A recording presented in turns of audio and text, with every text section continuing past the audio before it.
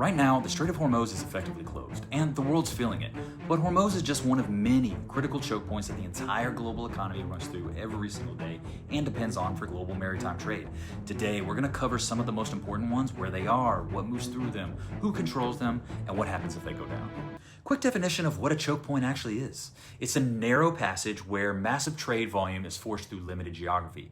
Straits like Hormuz are natural, and canals are man-made like the Panama Canal. The importance of these choke points and how we rank them, it can really depend on what are we talking about. Total oil volume, total maritime trade, how hard they are to bypass, how quickly disruptions hit prices and supply trade. Now let's take a look at the other global choke points. You already know this one. Strait of Hormuz. Strait of Hormuz. The Strait of Hormuz. Strait of Hormuz. The Strait of Hormuz, right? 21 miles wide, sitting between Iran and Oman, moves about 20 million barrels of oil per day, roughly 1/5 of the world's entire oil supply, all funneled through a gap of chaos. You've heard it 100 times, right? The core problem is geography. Most of these Persian Gulf countries are effectively landlocked without Hormuz. There's pipeline workarounds like Saudi Arabia's East-West pipeline to the Red Sea, but these pipelines' combined capacity is less than half of the normal Hormuz volume. There is no real substitute. Asia takes the hardest hit here if it stays shut. Many of their countries, a large percentage of their energy needs, they come directly from the Persian Gulf, and the most vulnerable countries will be the ones that suffer in ways beyond the prices at the pump. With all that said, let's talk about the other global choke points of the world that maybe you haven't heard about yet. The first strait we have is the Bab el-Mandeb Strait. This one is called the Gate of Tears in Arabic. The name comes from the sailors who wrecked on its reefs, the families who waited for ships that never came back, and the history of pain going back thousands of years. Bab el-Mandeb, it's an 18-mile wide strait at its narrowest point. It's between Yemen and the Horn of Africa countries of Djibouti and Eritrea. It's the southern gateway into the Red Sea, which means it's the gateway to the Suez Canal, which we're going to touch on next. Almost everything moving between Asia and Europe passes through the Bab el-Mandeb first. Under normal conditions, roughly 8 to 9 million barrels of oil per day flow through here, along with about 15% of all global maritime trade. Since the Houthi attacks began in late 2023, though, that volume got cut in half, around 4 million barrels a day at its worst. Most major carriers, they had to reroute entirely around Africa, around the Cape of Good Hope, adding 10 to 14 extra days and thousands of miles per voyage. Higher shipping costs, those eventually land on consumers everywhere. Saudi Arabia, they have been rerouting oil via its east-west pipeline to the Red Sea to bypass the Hormuz blockade, but that oil still has to pass through Bab el-Mandeb to reach world markets. The workaround for one choke point is run straight through another choke point. There is no real clean exit. And one last detail that tells you how seriously the world takes this stretch of water, that tiny nation of Djibouti, the population just over 1 million, it hosts military bases from United States, France, China, Japan, and Italy simultaneously. When China opened its base there in 2017, the first overseas military base anywhere in the world, it wasn't a coincidence. That was a direct play for influence over this choke point. If Bab el-Mandeb is the gate, the Suez Canal is what's behind it. And the story of the canal, who built it, who bled for it, and who has fought over it, it's one of the most important in modern history.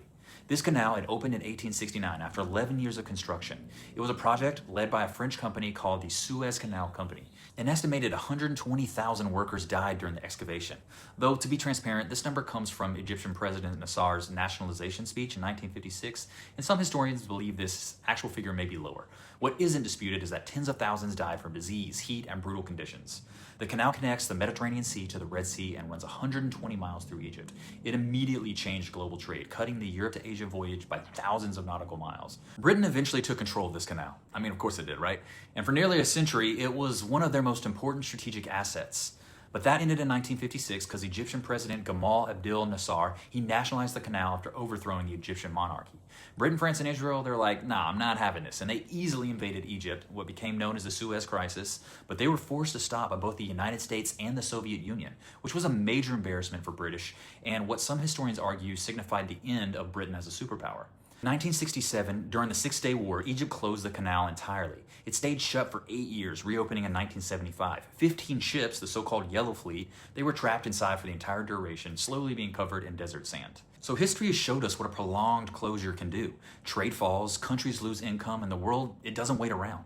It innovates under the pressure. The 8-year closure, it birthed supertankers, VLCCs, large enough to make the Africa route viable and force the construction of bypass pipelines, like the Sumed pipeline, that are still operating today. Today, the Suez Canal, it handles 10 to 15% of the world maritime trade, and roughly 22% of global containerized cargo. Egypt's Suez Canal Authority, they earned over $10 billion in toll revenue in 2023. But But in 2024, because of the Houthi disruption to Bab el-Mandeb, that dropped to about $4 billion. So one choke point crisis cut another country's revenue by more than 60% in a single year. That's how tightly these things are wired together. One more thing worth noting, Israel has long discussed building a competing canal called the Ben Gurion Canal through the Negev Desert and Gaza, which would bypass Egypt entirely. That's a longer conversation for another video, but it could be one of the reasons why control over Gaza is coveted by Israel. We move now to the other side of the world, the Strait of Malacca.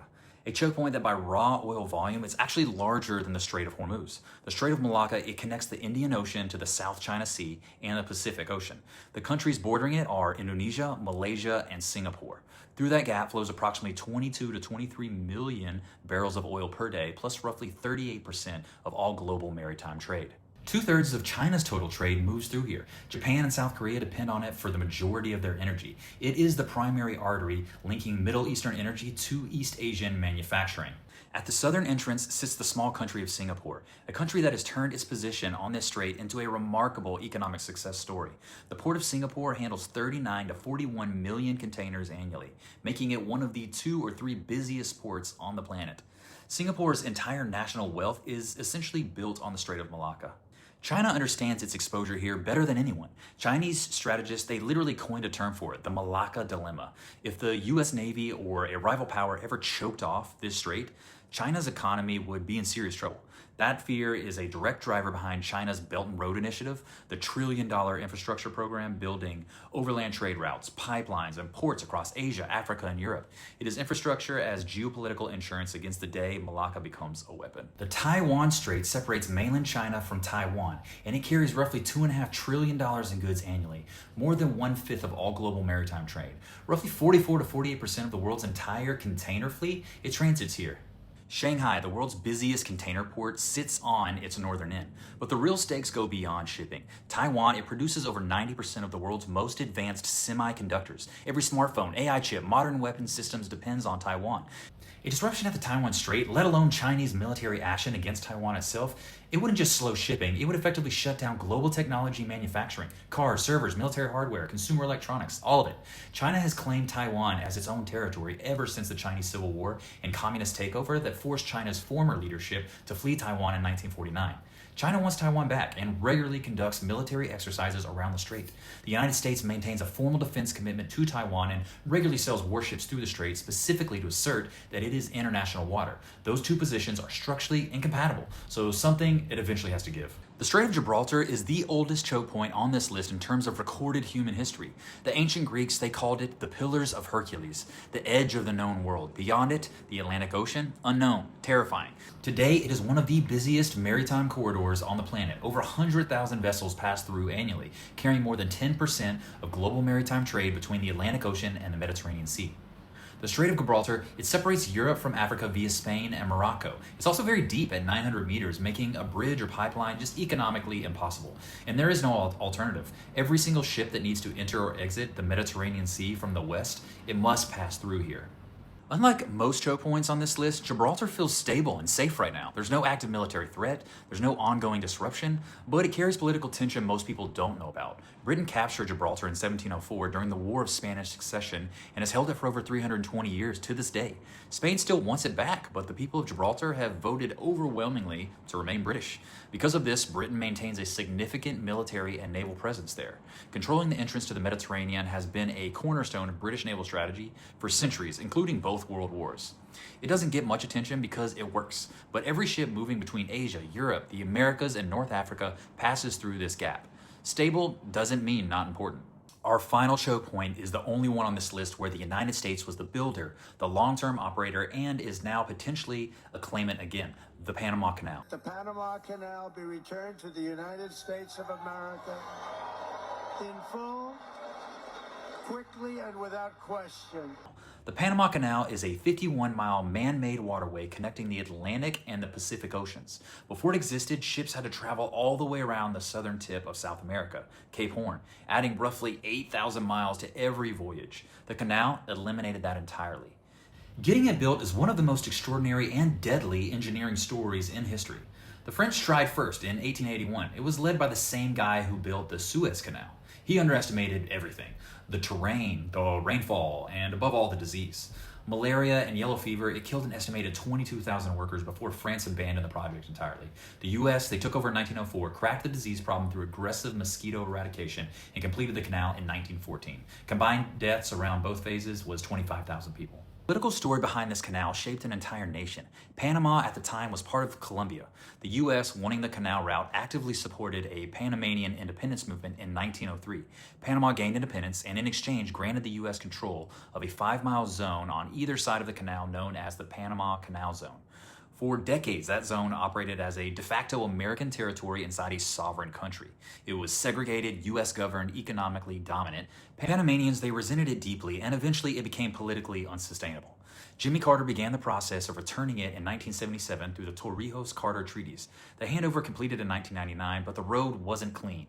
In 1989, the U.S. invaded Panama in Operation Just Cause to remove dictator Manuel Noriega, who was facing drug trafficking charges and had annulled democratic elections. Over 500 Panamanian soldiers and civilians were killed. The canal handover continued on schedule 10 years later. Today, the canal handles about 5% of global maritime trade, but 40% of all U.S. container traffic moves through it. For the United States, specifically, this is not an abstract strategic interest. It is a daily economic artery. Right now, it's at the center of fresh controversy. The ports on both ends, Port Balboa on the Pacific and Port Cristobal on the Atlantic, they're operated by C.K. Hutchison. This is a Hong Kong-based company with Chinese ties. The Trump administration has argued this violates the canal's neutrality requirements under the original treaty. A deal reportedly worth $22.8 billion to transfer those port operations to U.S.-linked companies, including BlackRock, is currently in the works. Whether it closes is another question entirely. One final Panama story that gets almost no attention: you don't need missiles to bring this choke point down. In 2024, a severe drought, it lowered Gatun Lake, the freshwater reservoir that powers the canal's entire lock system, to historic lows. The Canal Authority, they had to slash the number of daily ship transits significantly. No war, no geopolitics, just a lack of rain. So now climate is a choke point risk as well. 3 very quick honorable mentions that deserve acknowledgement. The Turkish Straits, the Bosphorus and the Dardanelles, are the only maritime exit from the Black Sea, critical for Russian and Ukrainian grain and oil exports. The Danish Straits, they control the only exit from the Baltic Sea, critical for Northern European trade, and the English Channel, 500 ships per day through one of the world's busiest and most congested maritime corridors. If you made it this far, thanks for watching what was my very first long-form video. Sorry, I'm still learning the skill set, so your feedback is welcome. If this gave you something to think about, please subscribe. I'm on a journey to see how money, history, geography, power, how they connect together to run this world. Drop a comment, tell me what you want to learn more about, whether it's the Suez Crisis, Panama Canal, or the Taiwan semiconductor situation, or something else entirely. Thanks for watching. Hope to see you here again.